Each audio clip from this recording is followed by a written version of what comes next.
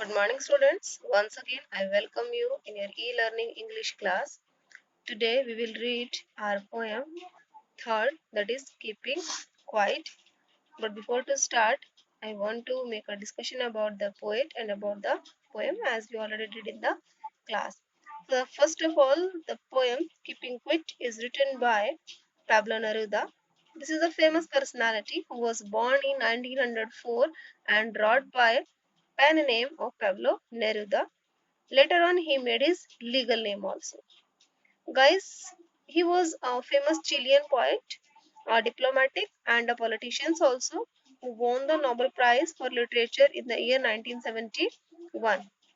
His usual style of writing was that he used green ink, which was his personal desire and hope that he always had. His writings are simple, wherein lies their beauties, originally written in Spanish, and the essence of their poem is based on introspection and retrospection.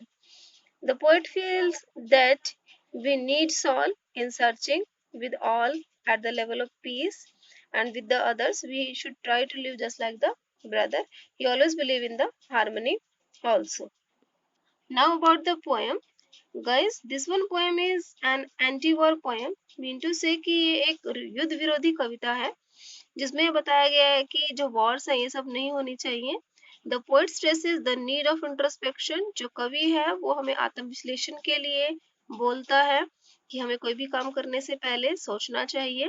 The poet is deeply moved by the violence, cruelty to animals, and the plight of manual workers. Quiet introspection is the solution of the social, political and religious problems. जो कवि है वो हमें हमें हमेशा किसी भी काम को करने से पहले आत्मविश्लेषण के लिए बोलता है. वो बोलता है कि सबसे अच्छा तरीका है किसी भी सामाजिक या राजनीतिक कोई भी समस्या हो या धार्मिक हो उसका हल निकालने के लिए. The poet suggests that all people should suspend their activities for time, at least for some time also, and keep quiet. They should look inside and analyze their own actions.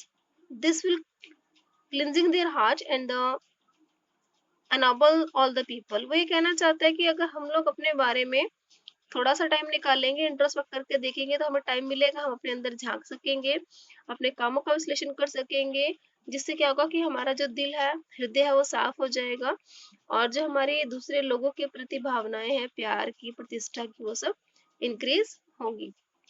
So now I am going to start the poem. Firstly, I will read the stanza fast.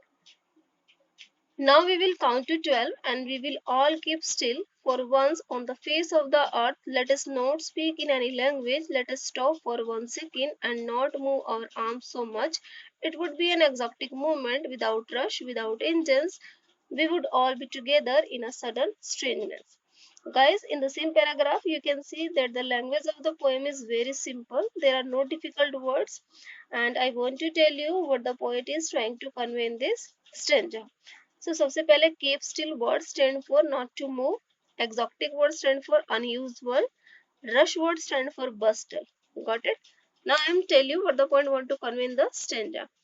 Guys, जो poet है वो हमें ये बोलता है कि हर एक इंसान को यानी कि हम सब लोगों को कम से कम 1 सेकंड के लिए इंट्रोस्पेक्ट करना चाहिए और उस इंट्रोस्पेक्शन करने के लिए ज्यादा टाइम नहीं लगता. उसके लिए सिर्फ हमें क्या करना होता है, सिर्फ 12 तक गिनती गिननी होती है. The poet asks everyone to count up to 12 in their mind and the number 12 represent the hour of the day or the month of a year. Poet ने जो ये 12 तक काउंटिंग करने के लिए किया है वो क्या है, इसलिए किया है क्योंकि देखो एक साल में 12 महीने होते हैं, एक दिन में 12 आवर्स होते हैं. एंटी क्लॉकवाइज देखे तो फिर वो 24 बनते हैं. मिनटों से पॉइंट हमें पूरा दिन इंट्रोस्पेक्ट करने के लिए बोलते हैं कि कोई भी काम हम डेली रूटीन में करें तो उससे पहले इंट्रोस्पेक्शन जरूर करें. He want all us to be calm and still. वो हमेशा हमें ये कहता है कि कोई भी काम करने से पहले हम इंट्रोस्पेक्ट तो करें लेकिन हम शांत और स्थिर भी रहे.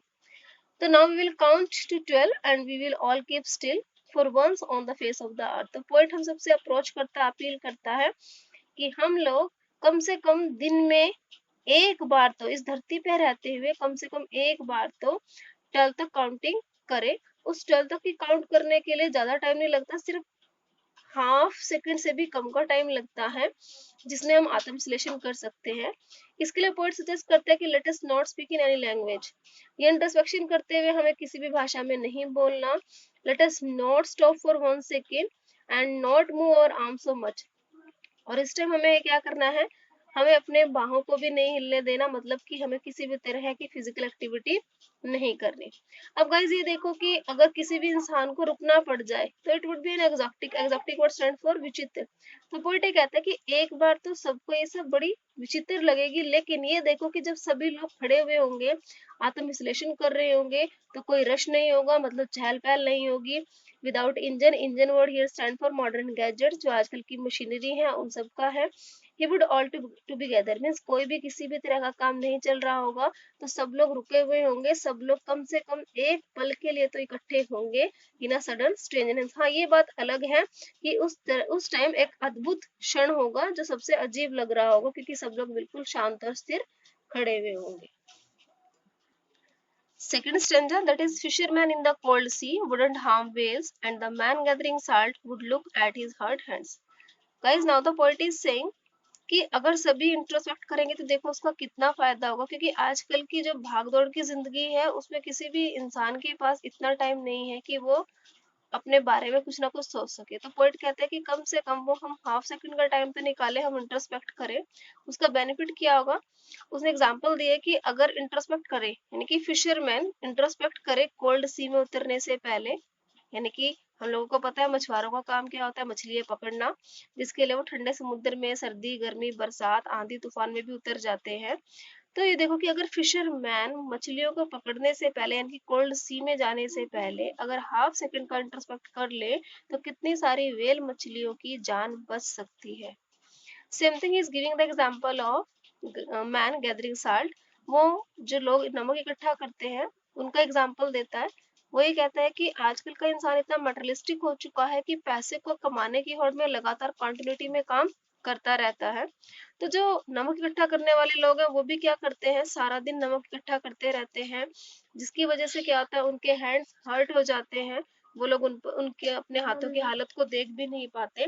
तो पॉइंट यही कहना चाहता है कि अगर साल्ट गैदर करने वाले इंसान हाफ सेकंड के लिए इंट्रोस्पेक्ट करे तो क्या होगा, उनको भी अपने हाथों को सहलाने का टाइम मिल जाएगा। Same time, he is giving the example of those who prepare green wars. Guys, here green war word stand for today's war. जितने भी एटॉमिक वॉर्स हैं आजकल की वेपन्स वाली, उनको ग्रीन वॉर का नाम दिया गया है।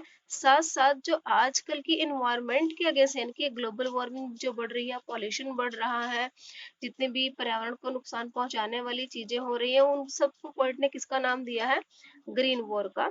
तो पोइट ये कहते हैं कि those who prepare green Wars, यानी कि हम सब लोग आगे जो इस तरह का काम करें जिससे पर्यावरण को नुकसान पहुंचता है। War with gas word stand for today's modern Wars. War with fire, atomic bombs bullet वगैरह, इन सब की लड़ाई है। तो पॉइंट ये कहना चाहता है कि ये सब की तैयारियां तो होती है, लेकिन युद्ध करने से पहले अगर इंसान इंट्रोस्पेक्ट कर ले, क्योंकि वो ये कहना चाहता है कि विक्ट्री विद नो सर्वाइवर, क्योंकि जीत तो किसी के साथ नहीं रहती। Would put on clean cloth, तो पोइट ये कहता है कि सब लोग इंट्रोस्पेक्ट करें, सभी साफ कपड़े पहने। Would put on clean cloth and walk about with their brothers, सब लोग भाई भाई के साथ मिलकर चले। And walk about with their brother, सब भाई भाई बनकर चले।